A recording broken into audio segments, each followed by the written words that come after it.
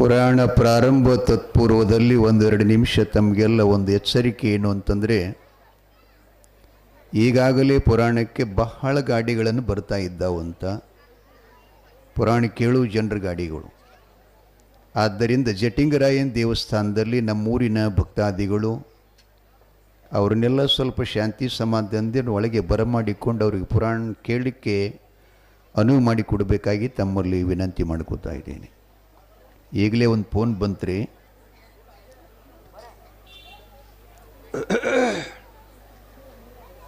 Basavannappa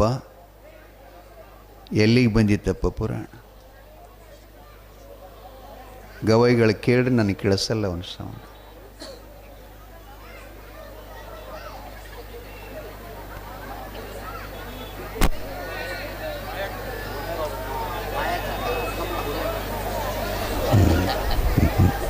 correct ಹೇಳ. ನಾವು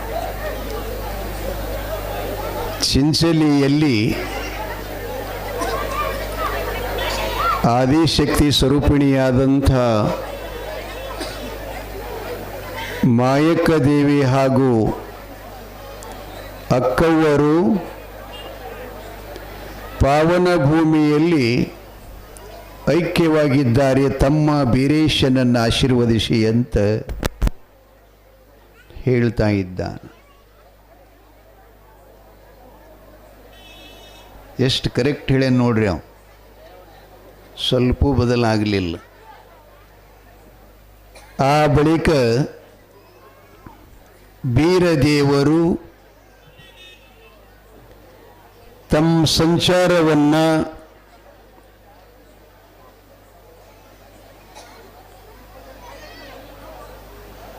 ಚಿಂಚಲಸೂರದಿಂದ ಅಲ್ಲಿ ಕಿಲಾಸುರ ದೈತ್ಯನನ್ನ ಮರ್ದನ ಮಾಡಿ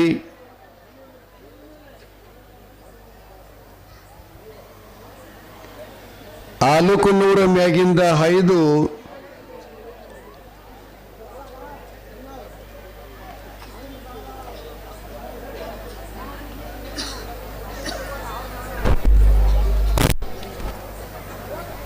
ಸಂಚಾರ ಮಾಡತಾ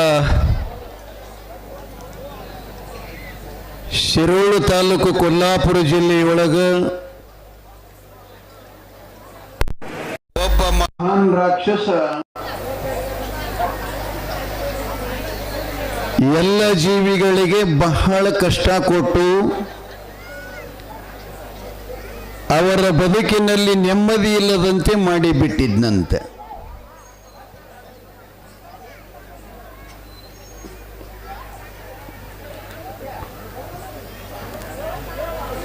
ಜೋಗಾಸುರ ದೈತ್ಯ ಅಂತ ಬರ್ತಾ ಇದ್ದ. ನಾವು ಆ ದೈತ್ಯನ ಉಪಟಳಕ್ಕಾಗಿ, ಅವನ ಕಷ್ಟಕ್ಕಾಗಿ, ಆತನ ಭಯಕ್ಕಾಗಿ ಜೀವಿಗಳು ಹೆದರಿ ಗಡಗಡಗಡ ನಡಗುತ್ತಾ ಅವರ ಈ ಜೀವನವ ಭಯ ತುಂಬಿದ ಜೀವನಾಗಿತ್ತು. ಅಂಥ ರಾಕ್ಷಸರನ್ನ ಬೀರದೇವರ ಅವತಾರವೇ ಅವರನ್ನ ನಾಶ ಮಾಡೋದಕ್ಕಾಗಿ, ಅವ್ರನ್ನ ಸಂಹಾರ ಮಾಡೋದಕ್ಕಾಗಿ ಆ ದೈತ್ಯನನ್ನ ಸಂಹಾರ ಮಾಡಿ ಲೋಕದ ಅಳುವನ್ನು ನಿಲ್ಲಿಸಿ ಅವರಿಗೆ ಅಭಯ ಆಶೀರ್ವಾದ ಮಾಡಿ ನಿಶ್ಚಿಂತೆಯಾಗಿ ಬದುಕಿನಲ್ಲಿ ಬದುಕಲಿಕ್ಕೆ ಅವರಿಗೆ ಅವಕಾಶ ಮಾಡಿಕೊಟ್ಟು ಆ ಗ್ರಾಮಕ್ಕೆ ಖಿದ್ರಾಪುರ ಅಂತೇಳಿ ಹೆಸರುನಾಮವನ್ನು ಮಾಡ್ತಾ ಇದ್ದಾನೆ.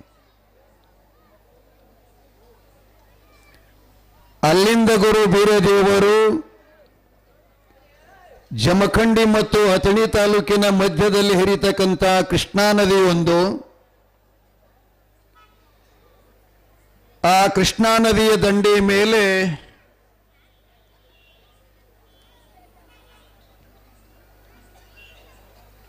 ಇನ್ನೂ ಅನೇಕ ಊರುಗಳು.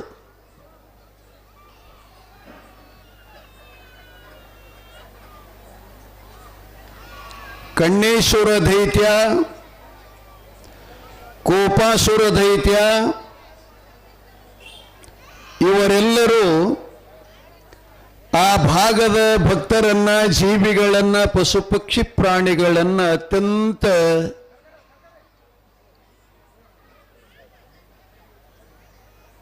ಹಿಂಸೆಯನ್ನ ಮಾಡಿ ಅವರಿಗೆಲ್ಲ ದುಃಖಕ್ಕೆ ಗುರಿಯಾಗಿದ್ದ. ಸದ್ಗುರು ಬೀರಲಿಂಗೇಶ್ವರರ ಆಗಮನದಿಂದ ಅವರಿಗೆ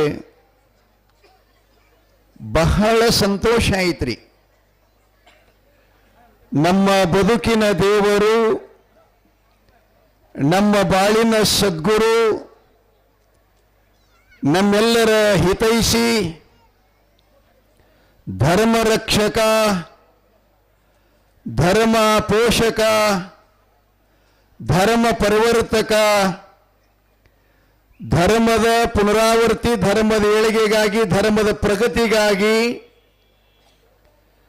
ಕೈಲಾಸದಲ್ಲಿರತಕ್ಕಂಥ ವೀರಭದ್ರನೇ ಗುರು ಬೀರದೇವರಾಗಿ ಅವತರಿಸಿ ತನ್ನ ದಿವ್ಯ ಪಾದಾರ್ಪಣೆ ಮಾಡಿದನಂತಂದ ಮೇಲೆ ಇನ್ನು ನಮಗೆ ದುಃಖ ಯಾವ ಕಾಲದಲ್ಲಿಯೂ ಕೂಡ ಇಲ್ಲ ಅಂಥೇಳಿ ಭಗವತ್ಪಾದ ಬೀರೇಶನ ಶ್ರೀಚರಣಕ್ಕೆ ಎರಗಿ ತಮ್ಮ ಅಂತರಾಳದಲ್ಲಿರತಕ್ಕಂಥ ಕಷ್ಟವನ್ನ ಆ ಗುರುದೇವನ ಎದುರುಗಡೆ ತೋಡಿಕೊಳ್ತಾ ಇದ್ದಾರೆ. ಬೀರೇಶ್ವರರು, ಶಿವಸಿದ್ಧ ಬೀರೇಶ, ಚೆನ್ನಿಗ ಬೀರೇಶ ಅವರೆಲ್ಲರ ಅಳುಲನ್ನ ಕೇಳಿ ಆ ಕಣಪೇಶ್ವರ ದೈತ್ಯರನ್ನೆಲ್ಲ ಸಂಹಾರ ಮಾಡಿ ಅವರಿಗೆ ಹೇಳ್ತಾನೆ, ಕೈಲಾಸದಲ್ಲಿ ಪೂರ್ವದಲ್ಲಿ ನೀವೆಲ್ಲ ದೇವಲೋಕದಲ್ಲಿದ್ದು ನಾನು ಮತ್ತು ನನ್ನ ಪ್ರೀತಿಯ ಶಿಷ್ಯನಾಗಿರತಕ್ಕಂಥ ಶಿವಗೇನಿ ಸಿದ್ಧನೊಂದಿಗೆ ಪರಶಿವನ ದರ್ಶನಾಶ್ರಯದ ಪಡ್ಕೊಳ್ಳಕ್ಕೆ ಹೋಗ್ತಕ್ಕಂಥ ಸಮಯದಲ್ಲಿ ಅಪಹಾಸ್ಯ ಮಾಡಿ ನನ್ನನ್ನ ನೀವು ಅವಮಾನ ಮಾಡಿದ್ದಕ್ಕಾಗಿ ನೀವೆಲ್ಲ 7 ಜನ ರಾಕ್ಷಸರಾಗಿ ಭೂಲೋಕದಲ್ಲಿ ಹುಟ್ಟಿ ಅಂತ ಶಾಪ ಕೊಟ್ಟಿದ್ದ ನಿಮಿತ್ತ ಇಂದಿಗೆ ನಿಮ್ಮ ಶಾಪವನ್ನು ವಿಮೋಚನೆ ಆಯಿತು. ನೀವೆಲ್ಲ ಶಾಪದಿಂದ ಮುಕ್ತರಾದರಿ ಅಂತವರಿಗೆಲ್ಲ ಆಶೀರ್ವದಿಸಿ ಮರಳಿ ಕೈಲಾಸಕ್ಕೆ ಕಳಿಸಿ ಆ ಭಕ್ತರಿಗೆಲ್ಲ ಅಭಯದಾನ ಕೊಟ್ಟು ಆ ರಾಕ್ಷಸರಂತೆ ಗ್ರಾಮಗಳಿಗೆಲ್ಲ ಹೆಸರನ್ನು ಇಡುತ್ತಾ ಬೀರದೇವರು ತಮ್ಮ ಪೂರ್ವದ ರಾಜ್ಯವಾಗಿರತಕ್ಕಂಥ ಚಂದನಗಿರಿಗೆ ಆಗಮಿಸ್ತಾ ಇದ್ದಾರೆ. ಚಂದನಗಿರಿ ಪಟ್ಟಣದಲ್ಲಿ ಧರ್ಮಪತ್ನಿ ಶಿರೋಮಣಿಯಾಗಿರತಕ್ಕಂಥ ಕನಿಕಾಮಾಲೆಯು, ಆಕೆಯು ಕೂಡ ತ್ರಿಕಾಲ ಜ್ಞಾನವಂತಳು. ಪತಿದೇವರ ಆಗಮನ ಅವರಿಗೆ ಗುರುತಾಯಿತಂತ್ರಿ.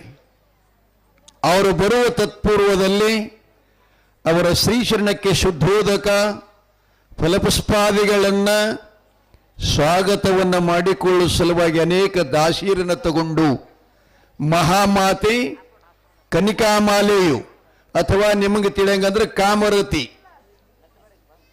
ಆ ದೇವಿಯು ಪತಿದೇವನ ಸ್ವಾಗತವನ್ನು ಮಾಡಿಕೊಳ್ತಾಳೆ. ಹಿಂಗೆ ಊರಿಗೆ ಹೋಗಿ ಬಂದನಂದ್ರೆ ನೀವು ಮಾಡ್ಕೋತೀರೇನೇ ಮನೆಯಾಗಿ ಅಪ್ಪಗಳಿಗೆ ಮಾಡ್ಕೋತೀರಾ? ಇಲ್ಲ, ಆ ಸಂಸ್ಕಾರ ಏನೋ ನಮ್ಮಲ್ಲಿ ಬಂದಿಲ್ಲ. ಬಂದಿರಬೇಕು, ಹೋದಿರ್ಬೇಕು ಬಿಡು, ಅದರದ್ದೇನು ತಂದಿದೆ ಅಂತ ಹಿಂಗಂತಾರೆ ಅವರೆಲ್ಲ. ಮೊನ್ನೆ ಹೇಳಿ ನಿಮಗೊಂದು ವಿಷಯ, ಪತಿದೇವರು ಮನೆಯಿಂದ ಹೊರಗೆ ಹೋದಾಗ ಮರಳಿ ಮನೆಗೆ ಬರುವ ಸಮಯವನ್ನು ನೀವು ವೀಕ್ಷಿಸುತ್ತಾ ಇರಬೇಕು, ಅವ್ರ ದಾರಿಯನ್ನು ಕಾಯ್ತಾ ಇರಬೇಕು. ಹೌದು ಮುತ್ತೆ ಚಲೋ ಇದ್ದ ಟೈಮ್ ಸರಿ ಮನೆಗೆ ಬರಾವಿದ್ದಂದ್ರೆ ಕಾಯ್ಬೇಕು. ಇನ್ನು ಇಸ್ಪೇಟ್ ಆಡವ ದಾರರು ಕೂಡ್ಯಾವಿದ್ದಂದ್ರೆ ಅವನ ದಾರಿ ಹೆಂಗೆ ಕಾಯ್ಬೇಕಂತೀರಿಲ್ಲ? ಹಾಂ, ಅದು ಕುಡಿಲಾರ್ದಂಗೆ ಮಾಡಬೇಕೇವ ನೀವು. ಹೆಂಗೆ ಮಾಡ್ಬೇಕು ಮತ್ತೆ ಅವ್ರ ಓಪನ್ ಕೈಯಿಂದ ತೀರಿಲ್ಲ, ನನ್ನ ಕೈಯಿಂದ ಹೆಂಗೆ ಆಗ್ತದಂತ ಅಂತಿರ್ಬೇಕು ನೀವು. ಆದರೂ ನಿಮ್ಮಲ್ಲಿ ಒಂದು ಶಕ್ತಿ ಅದ. ನಿನ್ನೆ ಯಾರು ಯಾರಿಗೆ ಜೀವ ಮಾಡಿದ್ರಿ? ಯಾರು ಮಾಡಿದ್ರು?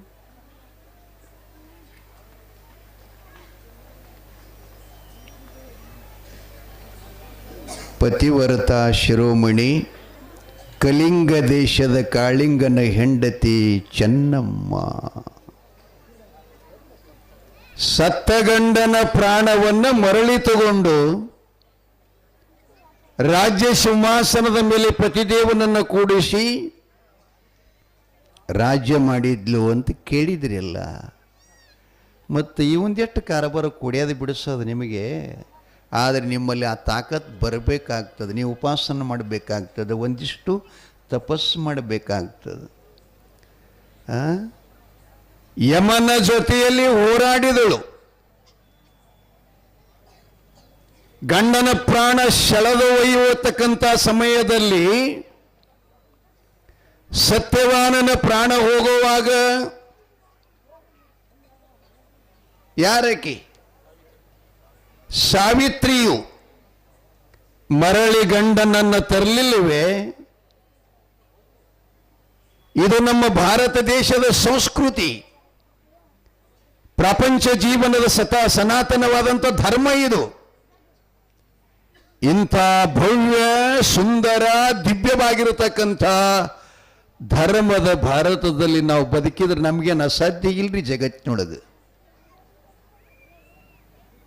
ಸಾಧಿಸುವ ಛಲ ಬೇಕು.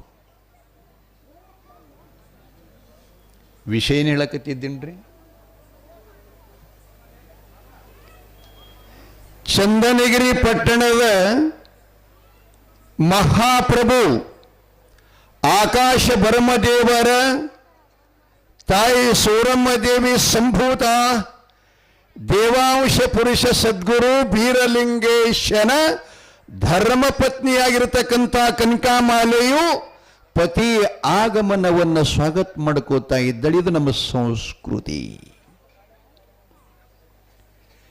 ವೈಭವಪೂರಿತವಾಗಿ ನಯವಿನಯದಿಂದ ಮಂಗಳಾರತಿಯನ್ನೇ ಎತ್ತಿ ಪದಕಮಲದ ಮೇಲೆ ಪುಷ್ಪಾಚಲಿ ಭಸ್ಮೀಭೂತ ಕ್ಷತದೊಂದಿಗೆ ಪತಿದೇವನನ್ನ ಅರಮನೆಯೊಳಗೆ ಬರಮಾಡಿಕೊಂಡು ಪತಿಪಾದಕ್ಕೆ ಸಾಷ್ಟಾಂಗ ಎರಗಿದ್ಲಂತ. ಸ್ವಾಮಿ, ತಾವು ಕೈಕೊಂಡಂತ ಧರ್ಮ ಕಾರ್ಯ ಪಾಪಿಗಳನ್ನ ಸಂಹಾರ ಮಾಡಿ ನಿಷ್ಪಾಪಿಗಳನ್ನ ರಕ್ಷಣೆ ಮಾಡಿ ತಾವು ಬಂದಿದ್ದಾರೆ ಅಂಥೇಳಿ ಪತಿದೇವನ ಅತ್ಯಂತ ಸೇವೆಯನ್ನು ಮಾಡ್ತಾಳೆ.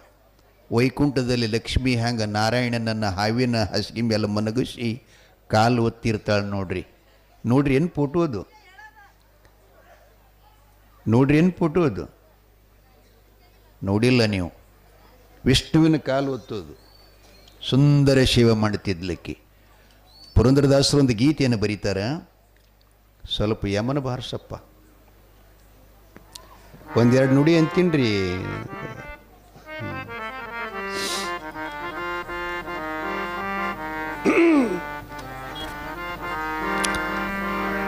ಪತಿ ಸೇವಾ ಮಾಡೋದು ಹೇಗೆ ನೋಡ್ರಿ.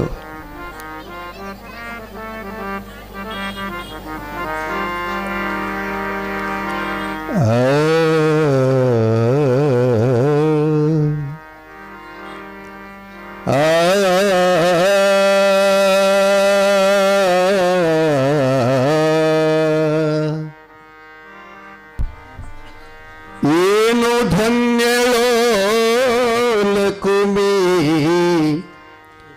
ಎಂಥ ಮಾನ್ಯಳು,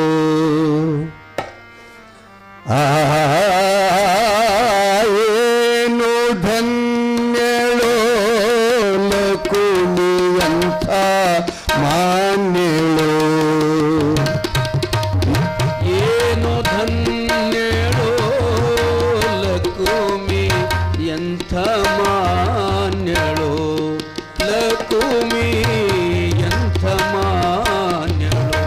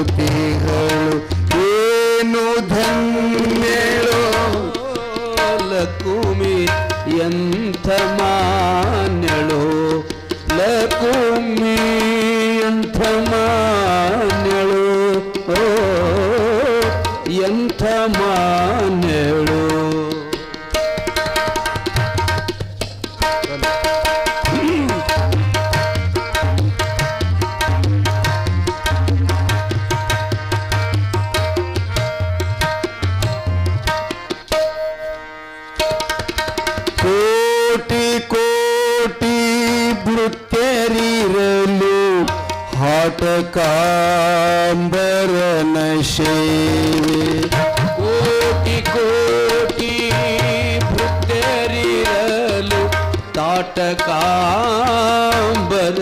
ಸೇವೆ ಕೋಟಿ ಕೋಟಿ ಭೃತ್ಯರಿರಲು ಹಾಟಕಾಂಬರನ ಸೇವೆ ಸಾಟಿ ಇಲ್ಲದೆ ಮಾಡಿ ಪೂರ್ಣ ಸಾಟಿ ಇಲ್ಲದೆ ಮಾಡಿ ಪೂರ್ಣ ಸಾಟಿ ಇಲ್ಲದೆ ಮಾಡಿ ಪೂರ್ಣ ನೋಟದಿಂದ ಸೂಕಿಸುತ್ತಿಗಳು ನೋಟದಿಂದ ಸೂಕಿಸುತ್ತಿಗಳು ಏನು ಧನ್ಯಳೋ ಲಕುಮಿ ಅಂಥ ಮಾನ್ಯಳೋ ಏನು ಧನ್ಯಳೋ ಲಕುಮಿ ಎಂಥ ಮಾನ್ಯಳೋ ಲಕುಮಿ ಎಂಥ ಮಾನ್ಯಳೋ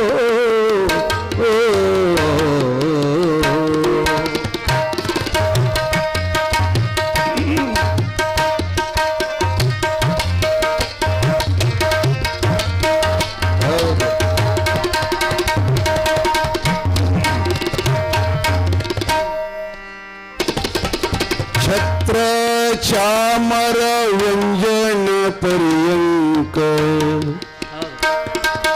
ಛತ್ರ ಚಾಮರ ವ್ಯಂಜನ ಪರ್ಯಂಕ ಛತ್ರ ಚಾಮರ ವ್ಯಂಜನ ಪರ್ಯಂಕ ಪಾತ್ರ ರೂಪದಲ್ಲಿ ನಿಂತು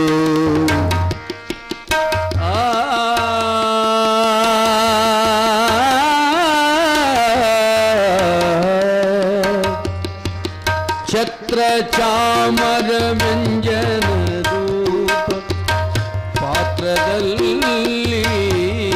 ನಿಂತು ಚಿತ್ರ ಚರಿತನಾದ ಹರಿಯ ಚರಿತನಾದ ಹರಿಯ ಹರಿಯ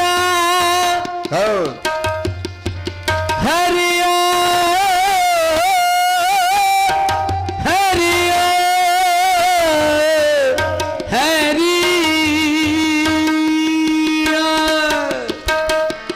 ಚಿತ್ರ ಚರಿತನಾದ ಹರಿಯ ತಾನೇ ಸೇವೆ ಮಾಡುತ್ತಿಹಳು ತಾನೇ ಸೇವೆ ಮಾಡುತ್ತಿಹಳು ಏನು ಧನ್ಯಳೋ ಲಕುಮಿ ಎಂಥ ಮಾನ್ಯಳೋ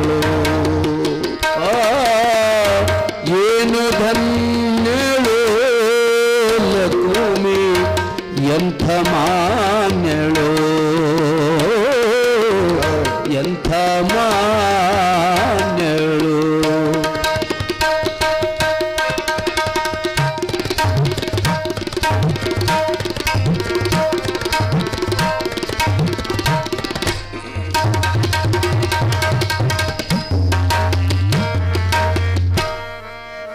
ಕೊನೆಗೆ ಭಾಳ ಚಲೋ ಹೇಳ್ತಾರ ಅವರು. ಅವ ಎಂಥ ಭಗವಂತ ಅನ್ನೋದು ಸರ್ವತ್ರ ದಿವ್ಯಾಪ್ತನಾದ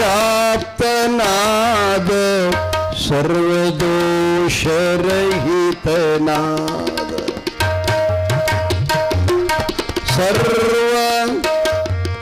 ಸರ್ವತ್ರ ದಿವ್ಯಾಪ್ತನಾದ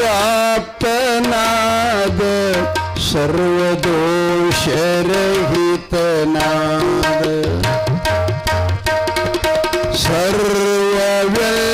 ಸರ್ವವ್ಯಂಜನಾದ ಪುರಂದರ ಸರ್ವವಂದನಾದ ಪುರಂದರ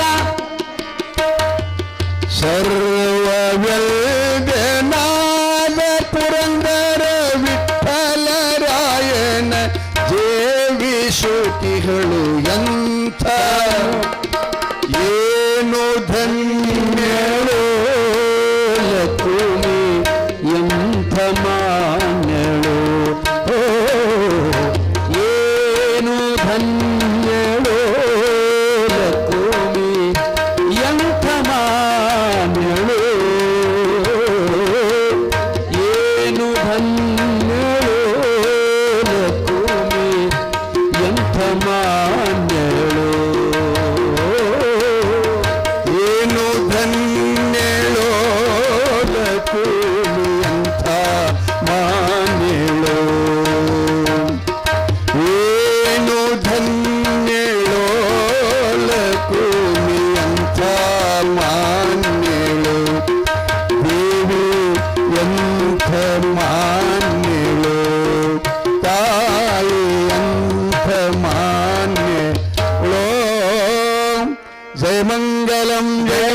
ಪಾರ್ವತಿಪತೆ ಶಿವ ಹರ ಹರ ಮಹಾದೇವ ಶಿವಸಿದ್ಧ ವೀರಲಿಂಗೇಶ್ವರ ಮಹಾರಾಜ ಕಿ ಕರಿಯಪ್ಪ ತಾತ ಮಹಾರಾಜ ಕಿ. ಸ್ವಲ್ಪ ನಿಮಗೆ ಇದ್ರ ಬಗ್ಗೆ ಅರ್ಥ ಆಗಲಿಕ್ಕಿಲ್ಲ, ಅದನ್ನು ಕೇಳ್ರಿ. ಏನು ಧನ್ಯಳು ಲಕುಮಿ, ಲಕುಮಿ ಅಂದ್ರೆ ಲಕ್ಷ್ಮಿ.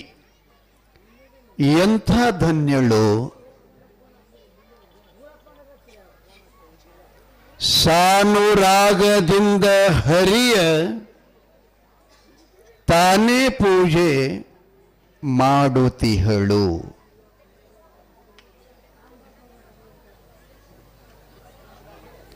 ಮಲ್ಕೊಂಡಾಗ ಎಷ್ಟೋ ಮೈ ಮ್ಯಾಗ ಉಚ್ಚೊಯ್ದು ಹೋಗ್ತಾವೆ, ಏನು ಮಾಡುತ್ತೆ ಅವಾಗೇನು ಕೈನೂ ಇಲ್ಲ ಕಾಲನೂ ಇಲ್ಲ.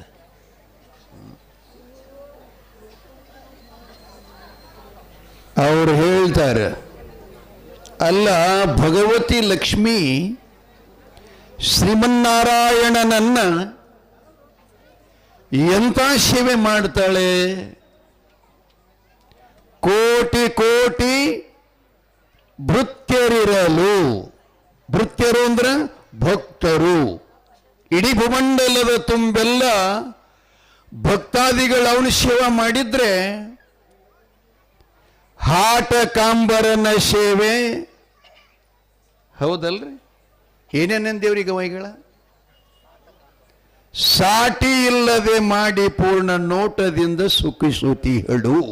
ನೋಟ ಅಂದ್ರೆ ಕಣ್ಣು ತುಂಬ ಪತಿದೇವನ ಮೂರ್ತಿಯನ್ನು ನೋಡಿ ಆನಂದ ಪಡ್ತಾ ಇದ್ದಾಳಂತೆ. ದೇವರ ಈ ರೀತಿಯಾಗಿ ಗಂಡ ಹೆಂಡತಿ ಪ್ರೀತಿಲಿದ್ರೆ ನೀವೆಷ್ಟಿರಬೇಕು ಅನ್ನೋದು ಅನುಭವ ಮಾಡಿಕೊಡ್ರಿ. ನೀವೇನೇನು ಅಂತೀರಿ, ಅವನ ಹೆಣ ಎತ್ತಲಿ, ಅವನ ಮರಗವನ್ ಕುಳ್ಳಿ, ಅವನ ದೀಪ ಬಿಡಿಲಿ, ವರ್ಷು ಅಂತೀರಿ, ಎಲ್ಲ ಅನ್ಬಾರ್ದು ಹಿಂಗೆಂದು. ಎಂಥ ಪ್ರಸಂಗ ಬಂದರೂ ಕೂಡ ಗಂಡ ಹೆಂಡತಿಗೆ ಎಂದು ಮಾತಾಡಬಾರ್ದು. ಇಲ್ಲಿ ಹೇಳ್ತಾಳೆ ನೋಡ್ರಿ ಏನಂತ, ಛತ್ರ ಚಾಮರ ವ್ಯಂಜನ ಪರ್ಯಂಕ. ಛತ್ರ ಅಂದ್ರೆ ಅವನ ತಲೆ ಮ್ಯಾಗ ಹಿಡಿದಿರುವ ಬಂಗಾರದ ಕೊಡೆ. ಚಾಮರ ಅಂದ್ರೆ ಬೀಸುವ ಗಾಳಿ ಬೀಸುಣಿಕೆಯದು. ಇನ್ನು ಪರ್ಯಂಕ ಅಂದ್ರೆ ಈಗ ನಾ ಕೂತೀನಿ ಅಲ್ರಿ, ಇದು ಕಬ್ಬುಣ ಪರ್ಯಂಕ, ಇದು ಮಂಚು. ಅವ ಮನಗಿದ್ದು ಬಂಗಾರದ ಮಂಚಿನ ಮೇಲೆ ಶರಿಪಿನ ಹಾಸಿಗೆ. ಛತ್ರ ಚಾಮರ ವ್ಯಂಜನ ಪರ್ಯಂಕ ಪಾತ್ರ ರೂಪದಲ್ಲಿ ನಿಂತು, ಅಧಿಕಾರ ರೂಪದಲ್ಲೆಲ್ಲ ನಾ ಜಗತ್ತಿನ ಒಡೆಯನ ಹೆಂಡತಿ ಅಂತಲ್ಲ, ನಾನೊಬ್ಬಳು ಭಗವಂತನ ದಾಸಿ, ಅವನ ಚರಣ ಕಮಲದ ಸೇವಕಿ ಅಂತ ಪೂಜೆ ಮಾಡ್ತಾಳಂತ್ರಿ. ಕೊನೆಗೆ ಎಂಥ ಭಗವಂತವ, ಎಂಥವ ಅಂದ್ರೆ ಸರ್ವತ್ರದಿ ವ್ಯಾಪ್ತನಾದ. ಅದೇ ಶಬ್ದ ನಿಮಗೆ ತಿಳಿಯಂಗ ಅಣುರೇಣು ತೃಣಕಾಷ್ಟದೊಳಗತ್ತಿರಲ್ಲ. ದೇವರು ಒಳಗೂ ಹೊರಗೂ ವ್ಯಾಪಕನಾದವನಿಗೆ ಸರ್ವತ್ರದಿ ವ್ಯಾಪ್ತನಾದ, ಸರ್ವದೋಷರಹಿತನಾದ, ದೋಷಿ ಇಲ್ಲದವ, ನಿರ್ದೋಷಿ ಅಂತಪ್ಪ. ಸರ್ವತ್ರದಿ ವ್ಯಾಪ್ತನಾದ, ಸರ್ವದೋಷರಹಿತನಾದ, ಸರ್ವವ್ಯಂದ್ಯನಾದ ಪುರಂದರ ವಿಠಲ. ಈ ಜಗತ್ತಿನೊಳಗೆ ಅವನು ನಮಸ್ಕಾರ ಮಾಡಲಾರ್ದ ಇರುವುದು 84 ಲಕ್ಷ ಜೀವರಾಶಿಗಳಲ್ಲಿ ಒಂದು ಇಲ್ಲ ಅಂತಿದರ ಅರ್ಥ. ಸರ್ವವ್ಯಂದ್ಯನಾದ ಪುರಂದರ ವಿಠಲನ ಪೂಜೆ ತಾನೇ ಮಾಡ್ತಾಳ ಅನ್ನುವ ಹಾಗೆ ಚಂದನಗಿರಿಪುರದ ಅರಸರಾಗಿರತಕ್ಕಂಥ ಅಪ್ಪಚರಿತ್ರ ನಾಯಕ ಸದ್ಗುರು ಬೀರಲಿಂಗೇಶನ ಸೇವೆಯು ಅರಮನೆಯ ಮಹಾರಾಣಿ ಅಪ್ಪ ಬೀರಲಿಂಗೇಶನ ಧರ್ಮಪತ್ನಿಯಾಗಿರತಕ್ಕಂಥ ಕನಕಾಮಾಲೆಯು ಪತಿಪಾದ ಸೇವೆಯನ್ನು ಮಾಡಕತ್ತಿದ್ದಾಳೆ. ತದ್ನಿಮಿತಿ ಇದನ್ನು ಹೇಳಬೇಕಾಯ್ತು ನಿಮಗೆ. ಹಿಂಗಿರಬೇಕು, ಇದಕ್ಕೆ ಅನುರಾಗ ಅಂತ ಕರೀತಿರ್ತಾರೆ.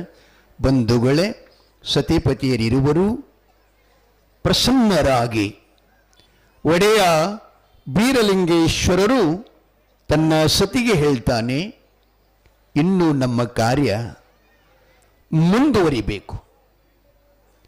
ನಾವು ಬಂದಿದ್ದು ಗಂಡ ಹೆಂಡತಿಯಾಗಿ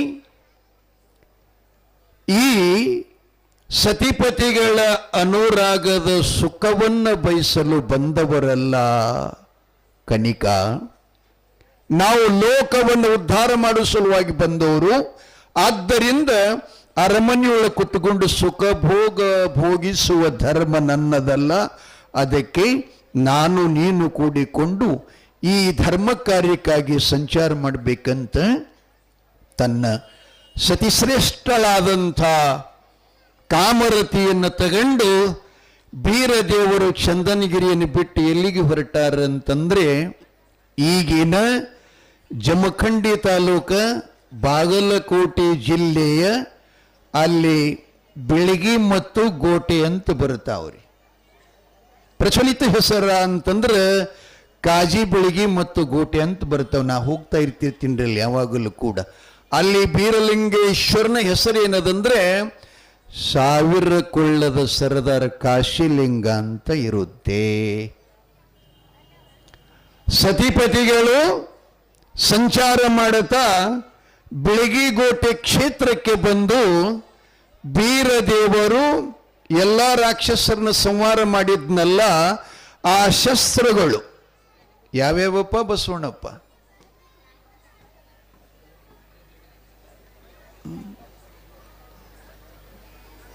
ಫೋನ್ ಮಾಡಿ ನೀನು ಹೆಂಡತಿ ಕೇಳ ಮಗನ. ಪಂಚಡಂಗಿ, ವಾಯುಗಂಗಾಳ್, ಕಾಶಿಲಿಂಗ. ಈ ಮಹತ್ತರವಾದಂಥ ರಾಕ್ಷಸರನ್ನ ಸಂಹಾರ ಮಾಡಲಿಕ್ಕೇನ ಮುಂಗಿಪಟ್ಟಣದ ಮಹಾರಾಜ ಕೇಶನ್ ಕಡೆಯಿಂದ ಮಾಡಿಸ್ಕೊಂಡು ಬಂದಿದ್ರಲ್ಲ, ಆ ಕಾಶಿಲಿಂಗ ಮತ್ತು ಪಂಚಡಂಗಿ ಆ ಬೆಳಗಿ ಮತ್ತು ಗೋಟೆದ ಕ್ಷೇತ್ರದಲ್ಲಿ ಅದನ್ನ ಕೂಣಿನ ಮಡುವ ಅಂತೊಂದು ಮಡುವಿದೆ, ಅದರಲ್ಲಿ ಇಟ್ಟು ಬೀರದೇವರ ತನ್ನ ಧರ್ಮಪತ್ನಿಯನ್ನು ಕರ್ಕೊಂಡು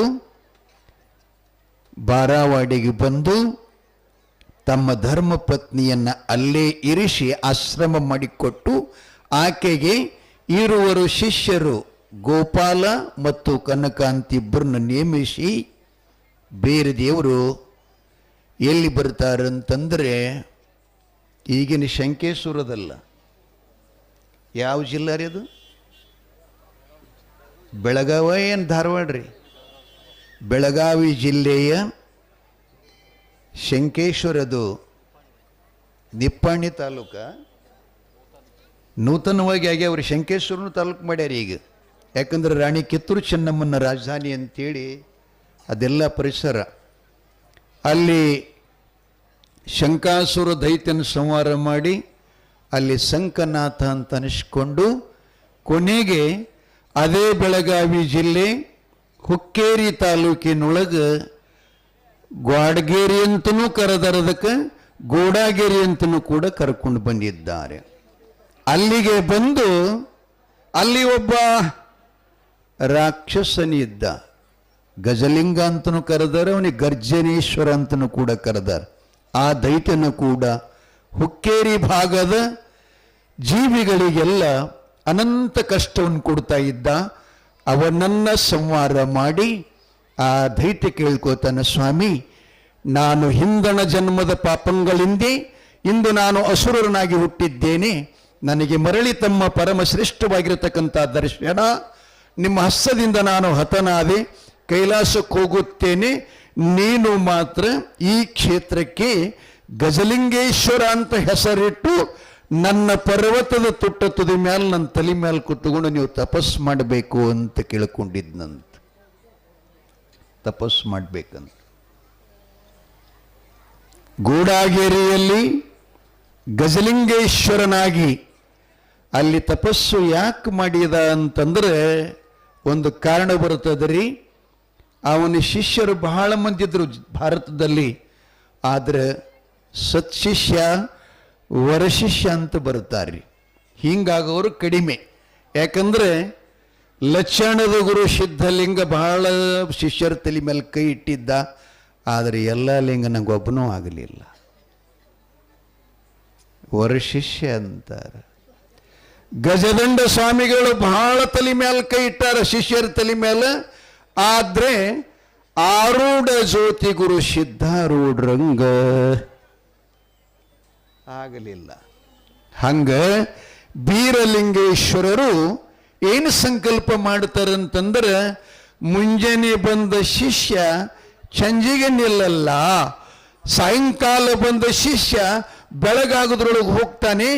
ನನ್ನ ಶಿಷ್ಯ ಹಿಂಗಾದ್ರೆ ನಾ ಹೆಂಗ್ ಮಾಡಲಿ ಅಂಥೇಳಿ ಅಂಥ ವರ ಶಿಷ್ಯನನ್ನ ಪಡಿಬೇಕಂತ, ಅದು ಹುಕ್ಕೇರಿ ತಾಲೂಕದೊಳಗೆ ಬರ್ತದ್ರಿ, ಗೂಡಾಗಿರಿ ಗುಡ್ಡ ಅಂತ.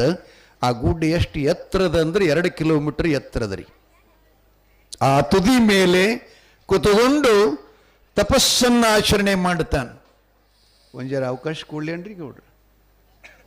ಒಂದು 10 ನಿಮಿಷ ಗೌಡ್ರು ಕಾರ್ಯಕ್ರಮವನ್ನು ಉದ್ದೇಶಿಸಿ ಮತ್ತು ನಮ್ಮ ಶ್ರೀಮಠಕ್ಕಾಗಿ ಕಾರ್ಯಕ್ರಮಕ್ಕಾಗಿ ಕಾಣಿಕೆಗಳನ್ನು ಕೊಟ್ಟಂಥ ಸದ್ಭಕ್ತರ ಹೆಸರುಗಳನ್ನು ಹೇಳ್ತಾರೆ.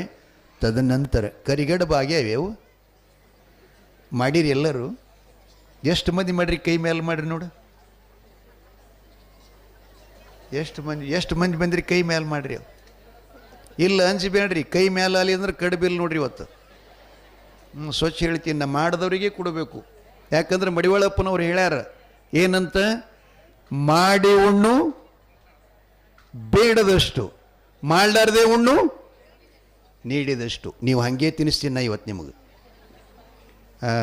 ನಾನು ನಿಮ್ಗೆ ಕಳುವಲ್ಲೇ ಒಂದು ಮೊಬೈಲ್ ಬಿಟ್ಟಿದ್ದು, ಎಷ್ಟು ಜನ ಬಂದರನ್ನು ನನ್ನ ಕಡೆ ಎಲ್ಲ ನೋಡಿನ ಅವರಿಗೆ. ಇರಲಿ, ಸುಮ್ಮನೆ ಹರಟೆ ಮಾಡ್ತಿದ್ದೀನಿ. ಮುಂದಿನ ಕಾರ್ಯಕ್ರಮಕ್ಕೂ ಮಾಡಿಕೊಡ್ತಾ ಇದ್ದೀನಿ. ಕಾರ್ಯಕ್ರಮ ಸ್ವಲ್ಪ ಮುಂದುವರಿಸೋಣ.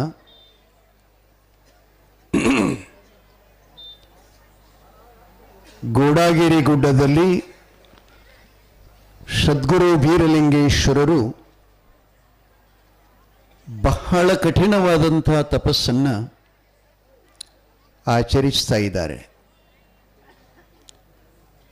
ಅವರು ತಪಸ್ಸಿಗೆ ಕುತ್ಕೊಂಡಾಗ ಅವರ ದೇಹದ ಸುತ್ತೆಲ್ಲ ವಾಲ್ಮೀಕಿ ಋಷಿಗಳ ಹಾಗೆ ಮತ್ತು ಎಡೆಯೂರ ಸಿದ್ಧಲಿಂಗರ ಹಾಗೆ ಹುತ್ತವನ್ನು ಬೆಳೀತದ್ರಿ. ಆ ಹುತ್ತಿನೊಳು ಬೀರದೇವರ ದೇಹನ ಕಾಣೋದಿಲ್ಲ. ಯಾವುದೋ ಥರದ ಹಣ್ಣಿಲ್ಲ, ಹಾಲಿಲ್ಲ, ಜೇನಿಲ್ಲ, ಖಾರಿಕ ಯಾವುದೂ ಇಲ್ಲ. ನಿರಹಾರಿಯಾಗಿ ಭಗವಂತನನ್ನು ಕುರಿತು ಘೋರವಾದಂಥ ತಪಶ್ಚರ್ಯವನ್ನು ಆಚರಣೆ ಮಾಡತಕ್ಕಂಥ ಸಮಯದಲ್ಲಿ ಆ ಕಾಡಿನೊಳಗೆ ಬಹಳ ಕ್ರೂರ ಮುಗುರುಗಳಿದ್ದು ಅಂತ್ರಿ. ಹುಲಿ, ಚಿತ್ಕ, ಶಿವುಗಳು, ಕಾಡಾನೆಗಳು ಹೀಗೆಲ್ಲ ಇದ್ದು ಅಂತೆ. ಆ ದಟ್ಟವಾದ ಅರಣ್ಯದಲ್ಲಿ ತಪಶ್ಚರ್ಯ ಮಾಡುತ್ತಿದ್ರಲ್ಲ, ಅವರ ಕುತುಕೊಂಡಂಥ ಹುತ್ತಿನ ಮೇಲೆ ಒಂದು ಕಾಮಧೇನು ಆಕಳು ಮ್ಯಾಲ್ ಬಂದು ಆ ಹುತ್ತಿನ ರಂಧ್ರದೊಳಗೆ ತನ್ನ ಹಾಲನ್ನು ಬಿಡ್ತಾ ಇತ್ತಂತ, ಬೀರದೇವನಿಗೆ ತಪಸ್ಸಿಗೆ ಅನುಕೂಲ ಆಗಲಿ ಅಂತ ಹೇಳಿ. ಆದರೆ ಆ ಹಾಲು ಕೂಡ ಮುಡ್ತಾ ಇಲ್ಲ, ಅದನ್ನು ನೆಕ್ತಾ ಇಲ್ಲ, ನೋಡ್ತಾ ಇಲ್ಲ. ಅಷ್ಟು ಸರ್ವಸಂಗ ಪರಿತ್ಯಾಗಿಯಾಗಿ ಆಹಾರ ನಿದ್ರಾ ಮೈಥುನಗಳನ್ನೆಲ್ಲ ತರ್ಕೊಂಡು ಕಠೋರವಾದಂಥ ಅನುಷ್ಠಾನದೊಳಗೆ ಪಾಲ್ಗೊಂಡಂಥ ಎಷ್ಟು ವರ್ಷಗಳ ಗತಿಸಿದಾವ ಅಂತ ಕೇಳಿದರೆ 12 ವರ್ಷ ಆಗ್ಯಾವಂತ್ರಿ. ಅಲ್ಲೇ ಕೂತುಕೊಂಡಾನು. ಏನಾಯಿತು ಅಂದ್ರೆ, ಸದ್ಗುರು ಬೀರಲಿಂಗೇಶ್ವರನು ತಪಸ್ಸು ಮಾಡತಕ್ಕಂಥ ಸಮಯದಲ್ಲಿ ಒಂದು ಬೆವರಿನ ಹನಿಯನ್ನ ಕೈಲಾಸದಲ್ಲಿ ಕುತ್ಕೊಂಡಂತ ಪಾರ್ವತಿಯ ಕೈ ಮೇಲೆ ಹೋಗಿ ಬಿತ್ತಂತ. ಶಿವನ ಎಡದೊಡೆ ಮೇಲೆ ಕೂತುಕೊಂಡಂತ ಭಗವತಿ ಪಾರ್ವತಿಯ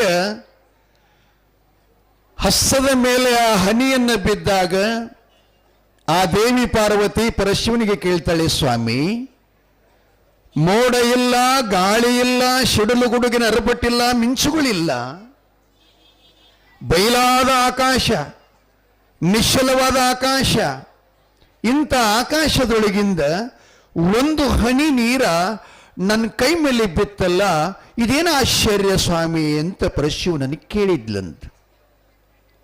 ದೇವಾದಿದೇವ ಜಗದೊಡೆಯ ನೀಲಕಂಠ ಪಾರ್ವತಿಗೆ ಹೇಳ್ತಾ ಇದ್ದಾನೆ, ದೇವಿ, ಭೂಲೋಕದಲ್ಲಿ ಗೋಡಾಗಿರಿ ಪರ್ವತದಲ್ಲಿ ನನ್ನ ವಂಶವಾಗಿರತಕ್ಕಂಥ ಆ ನನ್ನ ಮಗ ಬೀರಲಿಂಗೇಶ ಶಿಷ್ಯನನ್ನ ಕುರಿತು ತಪಸ್ಸು ಮಾಡ್ಲಕತ್ತಿದ್ದಾನೆ. ಈಗ ಅವ ಕುತುಕೊಂಡು 12 ವರ್ಷಗಳನ್ನು ಗತಿಸಿ ಹೋಗಿದ್ದಾವೆ. ಅವನ ತಪಸ್ಸಿನ ಸಂಕಲ್ಪ ಅವನ ಯಶಸ್ವಿಗೊಳ್ಳಬೇಕಾದ್ರೆ ಆ ಕುತುಕೊಂಡಂತ ಅವನ ಬೆವರಿನ ಹನಿಯೇ ನಿನ್ನ ಕೈ ಮೇಲೆ ಬಂದು ಬಿದ್ದಿದ್ದೆ ಅಂತ ಹೇಳಿದಾಗ ದೇವಿ ಅಂತಾಳ, ಸ್ವಾಮಿ, 12 ವರ್ಷದ ಪರ್ಯಂತ ಸುದೀರ್ಘವಾಗಿ ಅಖಂಡವಾಗಿ ಆಹಾರಗಳನ್ನು ತೊರೆದು ಹಣ್ಣ ಹಾಲುಗಳನ್ನು ತೊರೆದು ನಿರಾಹಾರಿಯಾಗಿ ತಪಸ್ಸು ಮಾಡತಕ್ಕಂಥ ಮಗನಿಗೆ ನೀವೆಷ್ಟು ಪರೀಕ್ಷೆ ಮಾಡ್ತೀರಿ ಸ್ವಾಮಿ?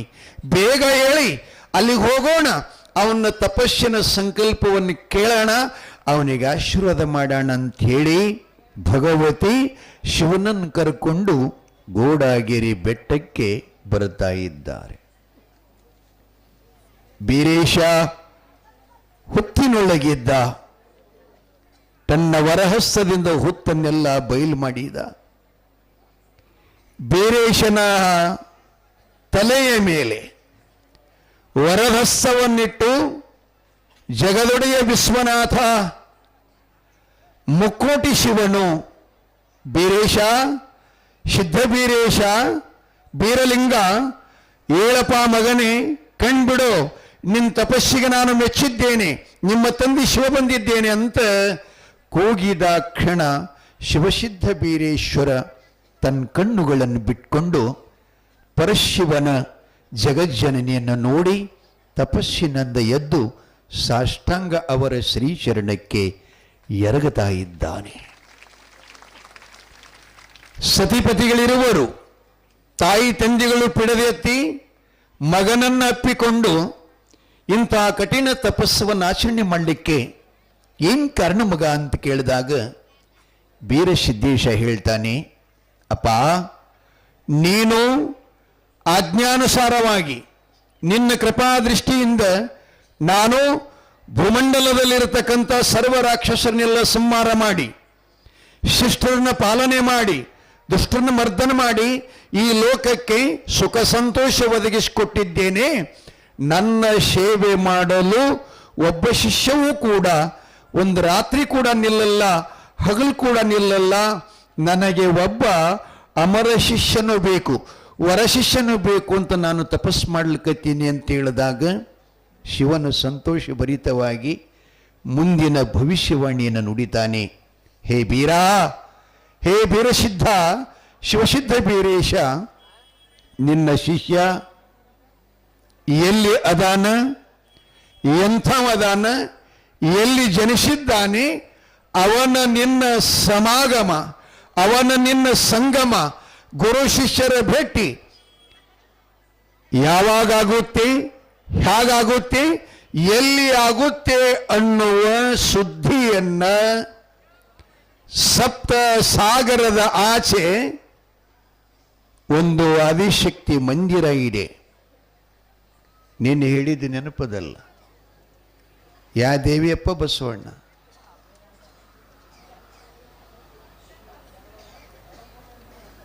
ಹೇಳಿದಂದ್ರೆ ಕಾಣಿಕೆ ಕೊಡ್ಲು ಕಳಿಸ್ತೀನಿ ಮಗನ.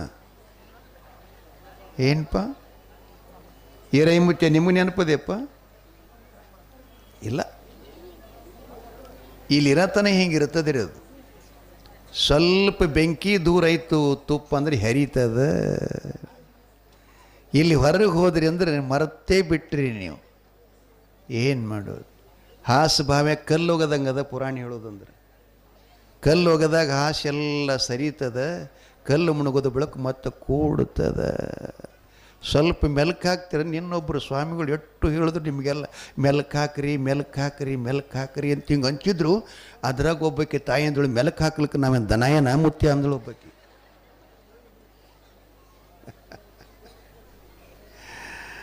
ಚಿಂತನ, ಇದಕ್ಕೆ ಸ್ವಾಧ್ಯಾಯ ಅಂತ ಕರೀತಾರೆ. ಕೇಳಿದ್ದನ್ನು ಹೊರಳಿ ಮೆಲ್ಕು ಹಾಕೋದು. ಹಾಕಿದ್ರೆ ನೆನಪುಳಿತದ, ಇಲ್ಲಂದ್ರೆ ಉಳಿಯುವುದಿಲ್ಲ. ಸಪ್ತ ಸಮುದ್ರಗಳ ಆಚೆ ಆದಿಶಕ್ತಿ ಮಂದಿರ ಬ್ರಹ್ಮೀದೇವಿ. ಬಿರಾ ಬ್ರಹ್ಮೀದೇವಿ ಮಂದಿರಕ್ಕೆ ಹೋಗು, ಆಕಿನ ದರ್ಶನ ಮಾಡು. ಆಕೆ ನಿನ್ನ ಕಣ್ತೆರ ನೋಡ್ತಾಳೆ. ನಿನ್ನ ಶಿಷ್ಯನ ವಿಳಾಸ ಪತ್ತ ಆಕೆ ಪೂರ್ಣ ಹೇಳ್ತಾಳಪ್ಪ. ನೀನು ಅಲ್ಲಿಗೆ ಹೋಗು ಅಂತ ಶಿವ ಆಜ್ಞೆ ಮಾಡಿ ಆಶೀರ್ವಾದ ಮಾಡಿ ಕೈಲಾಸಕ್ಕೆ ಸತಿಪತಿಗಳಿರುವರು ತೆರಳುತ್ತಾರೆ. ಬೀರದೇವರು ಸಪ್ತ ಸಾಗರದ ಆಚೆ ಸಂಚಾರ ಮಾಡ್ತಾ ಬರ್ತಾನೆ. ಆ ಬ್ರಹ್ಮಿ ದೇವಸ್ಥಾನಕ್ಕೆ ಬೀಗ ಹಾಕಿತ್ರಿ, ಕೀಲಿ ಹಾಕಿತ್ತು.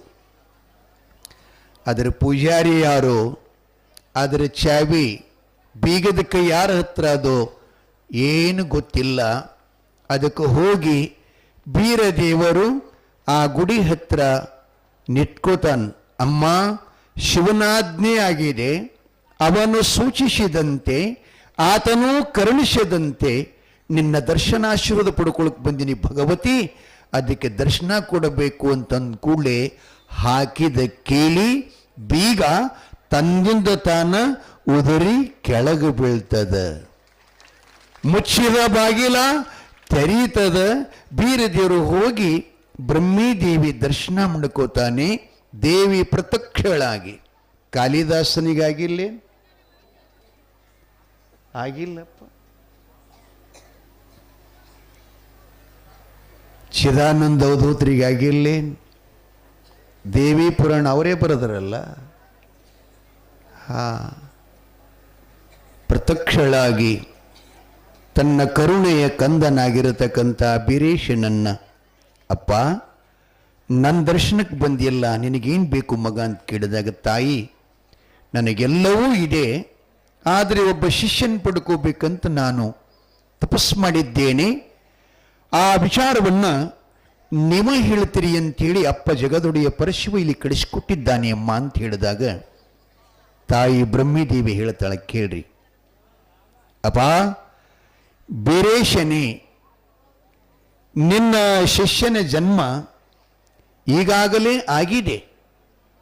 ಅದು ಎಲ್ಲಿ? ಬಾರಾಮತಿ ಪಟ್ಟಣದಲ್ಲಿ. ಅದಕ್ಕೆ ಇನ್ನೊಂದು ಹೆಸರಿದೆ, ಬಿಲ್ವಾಡಗಿರಿ ಅಂಥೇಳಿ. ಬಿಲ್ವಾಡಗಿರಿಯ ಸುಜನರು, ಧರ್ಮವಂತರು, ನ್ಯಾಯವಂತರು, ಅತಿಥಿಯ ಅಭ್ಯಂಗತ ಪ್ರಿಯರು, ಗುರುಲಿಂಗ ಜಂಗಮ ಶಿವಧಾರಿಗಳು, ಪ್ರಜಾಪಾಲಕರು ಅಂತ ಮಹಾನ್ ಧರ್ಮಿಷ್ಠರಾಗಿರತಕ್ಕಂಥ ಗೌಡ ತುಕ್ಕಪ್ಪರಾಯ, ಅವನ ಸಹೋದರ ಸೋಮರಾಯರು, ಅವರಿಗೆ ತಕ್ಕಂತೆ ಸದ್ಗುಣಶಾಲಿಗಳಾದ ಅವರವರ ಧರ್ಮಪತ್ನಿಗಳಾಗಿರತಕ್ಕಂಥ ತುಕ್ಕಪ್ಪರಾಯ ಗೌಡರ ಧರ್ಮಪತ್ನಿ ಅಮೃತಾಬಾಯಿ, ಸೋಮರಾಯನ ಧರ್ಮಪತ್ನಿ ಕನ್ಬಾಯಿ, ಇವರ ಸಂಭೂತನೆ ಏಳತಲಿಗುರು ಸೋನಾರ ಸಿದ್ಧ ಕೃಪಾಶೀರ್ವಾದದಿಂದ ಜಪಮಣಿ ಜಕ್ಕಣ್ಣ ಮಾಣಿಕ್ಯದ ಮಾಳಣ್ಣ ಅಂತೇಳಿ ಹಾಲು ಮತದ ಪೂರ್ವದ ಪಟ್ಟದ ಒಡೆಯ ಅಲ್ಲಿ ಜನಿಸಿದ್ದಾರೆ. ಆ ಬಳಿಕ ಆ ಭೂಮಿ ಎಲ್ಲ ಕುರಾಣ ಬಿತ್ತು, ಅಂದ್ರೆ ಬರಗಾಲ ಬಿತ್ತು.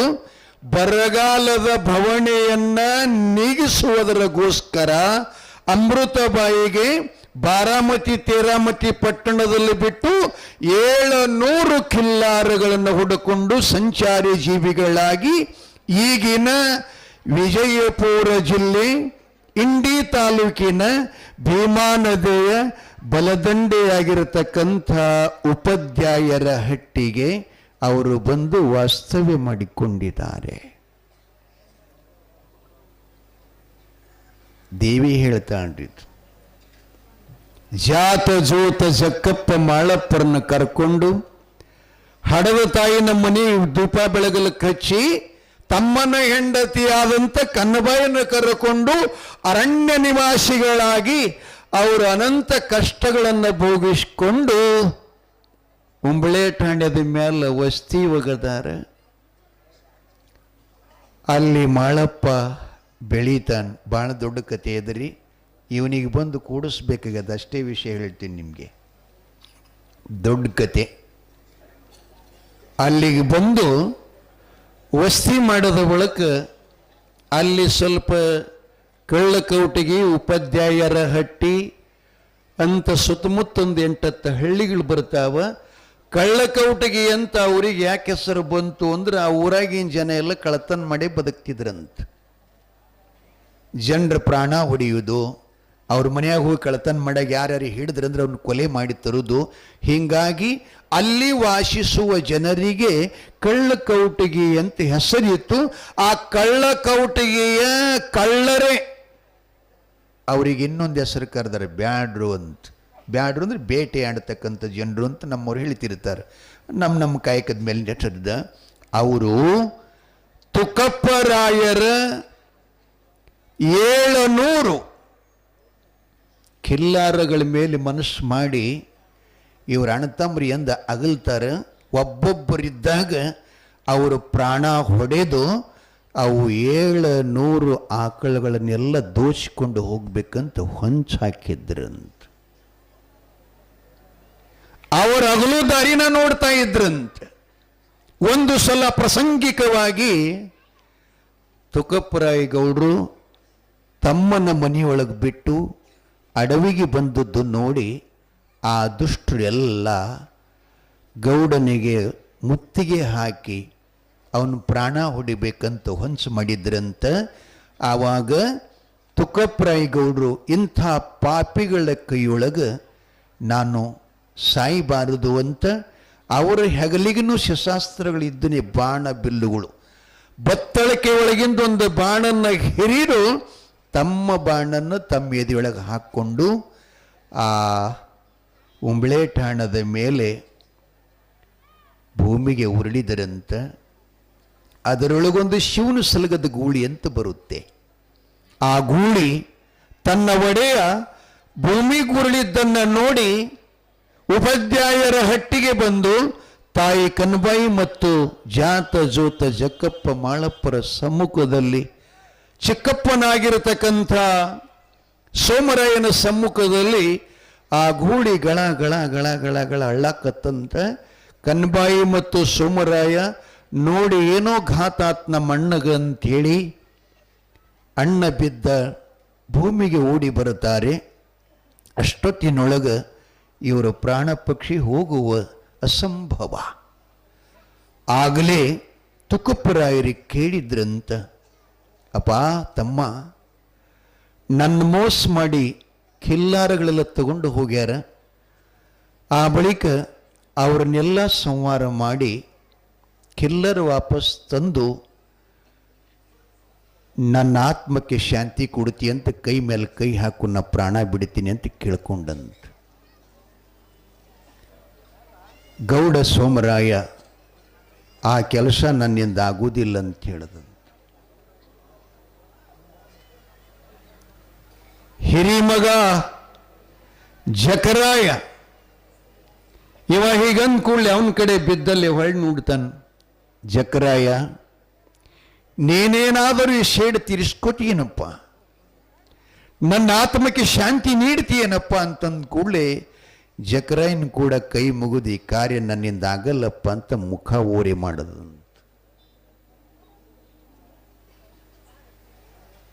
ಮಾಳಿಂಗರಾಯ ನಿಂತ್ಕೊಂಡಿದ್ದ, ಅಪ್ಪನ ಸ್ಥಿತಿಯೆಲ್ಲ ನೋಡಿದ. ಹೊಟ್ಟಿ ಒಳಗೆ ಬೆಂಕಿ ಚೆಲ್ದಂಗಾಯಿತು. ತಂದೆ ಹತ್ರ ಬಂದ,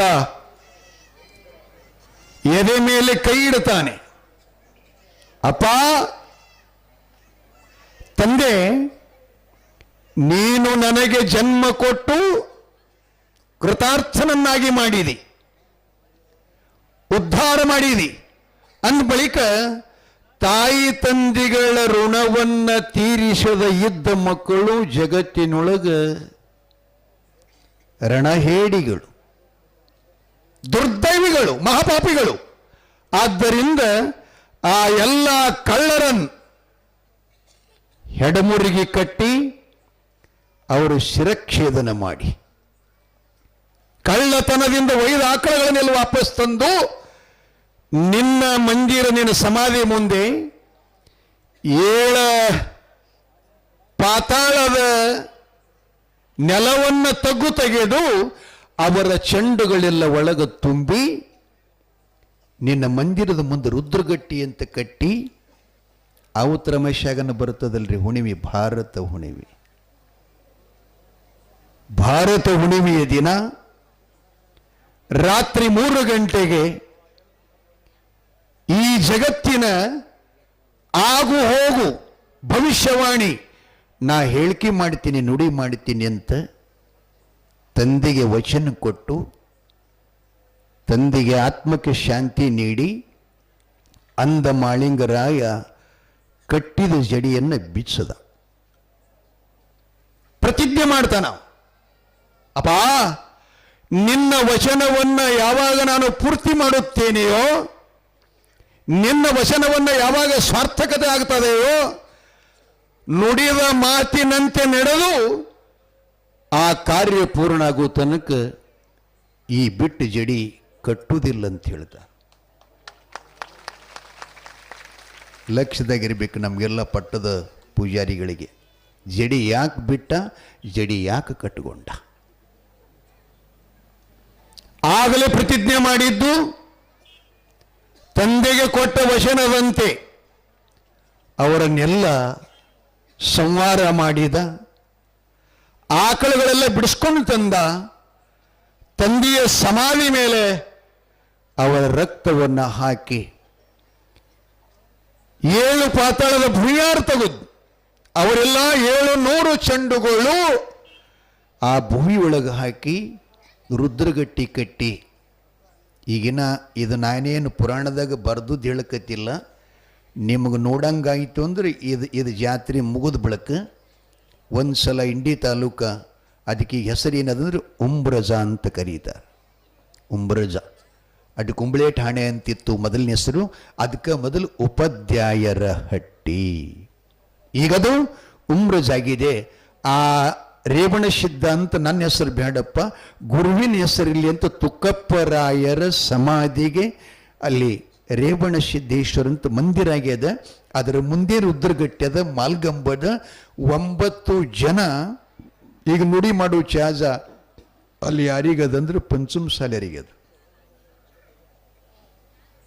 ಅವರೇ ಈಗ ನುಡಿ ಮಾಡತಕ್ಕಂಥ ಪದ್ಧತಿ ಅದ. ತಾಯಿ ತಂದಿಗಳೇ, ಈ ಶಪಥ್ ಮಾಡಿ ಮಹಳಿಂಗರಾಯ ತದ್ದಿ ಆಜ್ಞೆ ಪರಿಪಾಲನ ಮಾಡಿ ಆ ಉಮ್ರಜದಲ್ಲಿ ಇದ್ಕೊಂಡು ಬದುಕ್ತಿದ್ದ. ಆಮೇಲೆ ನಮ್ಮಪ್ಪ ಬೀರಪ್ಪನ ಭೇಟಿ ಯಾವಾಗ ನಾಳೆ ಆಗ್ತದೋ ಅಥವಾ ಸಮಯ ಇತ್ತಂದ್ರೆ ನೋಡೋಣ. ಇನ್ನು ಮುಂದಿನ ಕಾರ್ಯಕ್ರಮಕ್ಕೆ ಸ್ವಲ್ಪ ಮಾಡಿ ಕೊಡ್ತೀನಿ.